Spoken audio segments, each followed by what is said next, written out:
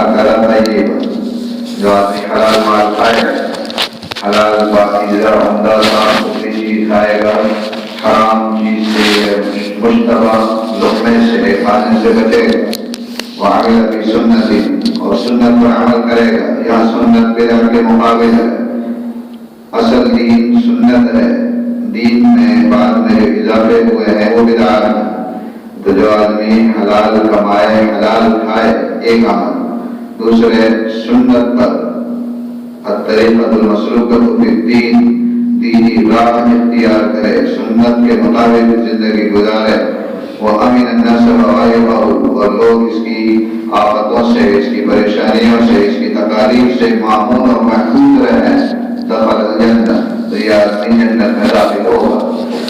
نے کہا رسول اللہ ان هذا اليوم في الناس لكثير، یہ دین و بات کو اس زمانے کے لوگوں کو بہت پائی جاتی ہے، سارے لوگوں میں یہ باتیں پائی جاتی ہیں. صحابہ حلال کرتے ہیں، آپ کی سنت کے مطابق عمل کرتے ہیں اور لوگوں کو تکلیف بھی نہیں دیتے، بس یہ جو سارے جنتی ہوں گے. اس زمانے میں یہ صفت بہت بڑے پیمانے پر پائی جاتی ہے کثرت کے ساتھ. آپ نے فرمایا فَسَيَكُونُ فِي قُرُونٍ بَعْدِي، یہ صفات ہمارے زمانے کے بعد بھی پائی جائے گی، یعنی قیامت تک کے مومنین میں یہ صفات رہیں گی. بس ہر مسلمان کو یہ تینوں صفت اختیار کرنی چاہیے، حلال کمائے حلال کھائے، سنت کے مطابق عمل کرے، بدعات و خرافات سے بچتا رہے اور لوگوں کو اپنی ایذا رسانیوں سے بچاتا رہے، کسی کو تکلیف نہ دے، وہ جنت میں داخل ہو.